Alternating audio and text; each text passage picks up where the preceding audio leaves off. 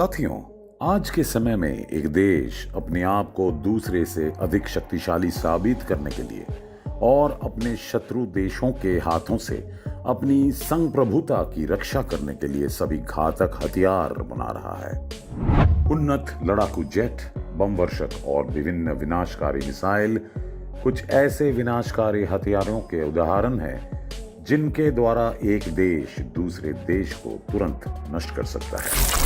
लेकिन वर्तमान में एक देश और दूसरे देश के बीच युद्ध सिर्फ पानी, जमीन और आकाश तक ही सीमित नहीं है, बल्कि पानी के सबसे गहरे हिस्से से लेकर अंतरिक्ष के सबसे दूर तक भी ये फैले हुए हैं।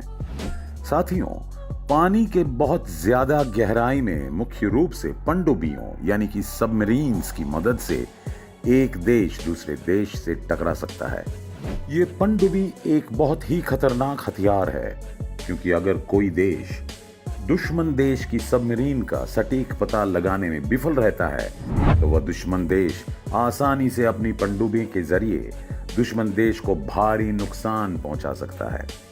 और सबमरीन्स का प्राथमिक और मुख्य लक्ष्य है दुश्मनों के युद्ध जहाजों को भारी क्षति पहुंचाना। लेकिन दोस्तों, आज के वीडियो में हम सीधे पनडुब्बियों के बारे में बात नहीं करेंगे, क्योंकि आज की इस वीडियो में हम आपको सबमरीन्स में रहने वाले सैनिकों की कठिन जिंदगी को दिखाने जा रहा है। तो चलिए शुरू करते हैं। उन सभी सैनिकों को जिन्हें स्वाभाविक रूप से इस तरह के घातक हथियार के संचालन का कार्य सौंपा जाता है, उनके पास जबरदस्त मानसिक और शारीरिक शक्ति होनी चाहिए। लेकिन सबमरीन्स में भेजे जाने वाले पहले उनकी कड़ी इम्तिहान ली जाती हैं। दरअसल महीनों तक पनडुब्बी में फंसे रहना और हजारों फीट गहरे समुद्रों के नीचे महीनों तक रहना कोई सामान्य बात नहीं है। इसलिए सबमरीन्स में भेजे जाने से पहले प्रत्येक सैनिक की शारीरिक स्थिति, उनकी मानसिक स्थिति और उनकी मेडिकल हेल्थ की अच्छी तरह से जांच की जाती है। इस परीक्षण को सफलतापूर्वक पास करने वाले सैनिकों को पनडुब्बी संचालित करने का अवसर मिलता है, लेकिन उनका कठिन जीवन संघर्ष उसके बाद ही शुरू होता है। आपको जानकर हैरानी होगी कि सबमरीन के संचालन करने वाले सैनिकों को महीनों तक अपने परिवारों से संपर्क करने का अवसर नहीं मिलता है। परिवार के सभी सदस्यों को पता होता है कि उनका बेटा एक खास मिशन पर जा चुका है, लेकिन उनके पास इस विषय में कोई जानकारी नहीं होती है कि वो मिशन क्या है या फिर वहां से जीवित लौटने की कितनी संभावना है। हम सभी जानते हैं कि एक पनडुब्बी हजारों फीट गहरे पानी में स्थित होती है, लेकिन मजे की बात यह है कि विशाल पानी में होने के बावजूद इन सैनिकों को पीने का पर्याप्त पानी या भोजन नहीं मिलता है। दरअसल सबमरीन्स के अंदर पानी की कमी ऐसी है कि ज्यादातर सैनिकों को बिना नहाए ही दिन गुजारने पड़ते हैं। साथ ही हम आपको बताना चाहेंगे कि पनडुब्बी में रहने वाले सभी जवानों को हर पल अपनी जान जोखिम में डालनी पड़ती है। दरअसल दोस्तों, सबमरीन्स का मुख्य काम गहरे पानी में छिपना और दुश्मन के युद्धपोतों को तबाह करना है। लेकिन दोस्तों, ये सुनने में तो आसान है, लेकिन हकीकत में ये बहुत मुश्किल काम होता है, क्योंकि अगर दुश्मन के युद्धपोत की सटीक स्थिति का निर्धारण करने में सैनिक असफल रहें तो उनके हमले विफल होने की संभावना रहती है, और अगर किसी तरह ये हमला विफल हो जाता है तो उनका जिंदा लौट पाना नामुमकिन होता है। मैंने आपको कुछ समय पहले ही सबमरीन्स में पानी की कमी के बारे में बताया था।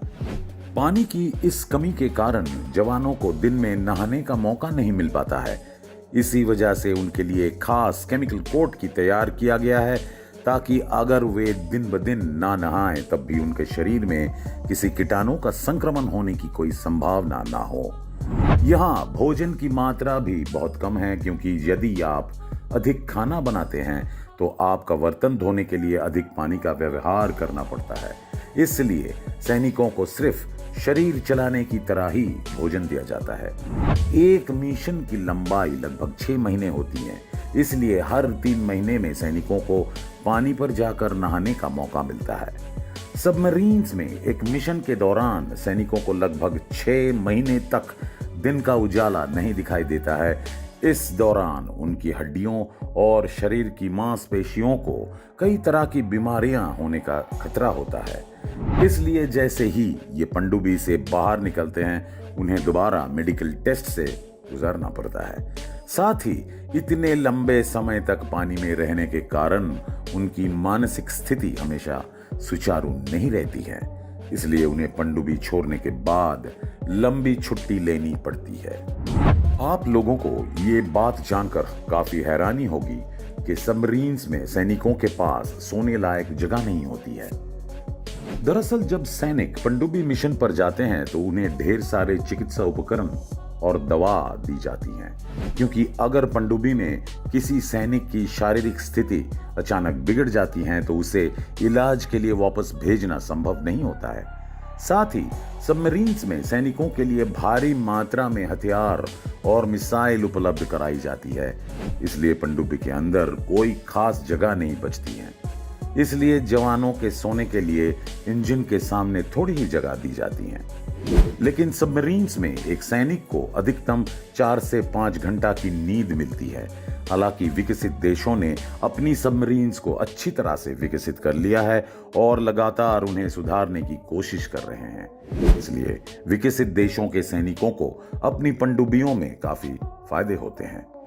दोस्तों, आज के इस वीडियो में आपने देखे हैं कि सबमरीन्स में सैनिकों का जीवन कितना कठिन होता है। अगर आपको ये वीडियो अच्छा लगा तो आपसे गुजारिश करूंगा कि इन सैनिकों के उद्देश्य में अपने मन से एक सलाम जरूर दीजिए, क्योंकि वे सिर्फ हमारी जान बचाने के लिए अपनी जान जोखिम में डालते हैं। दोस्तों, आज के वीडियो बस इतना ही। अगर आपको ये वीडियो अच्छा लगा तो जरूर लाइक और शेयर कीजिएगा और जाते जाते हमारे चैनल को सब्सक्राइब करना ना भूलिएगा। मिलते हैं अगले वीडियो के साथ, तब तक के लिए नमस्कार।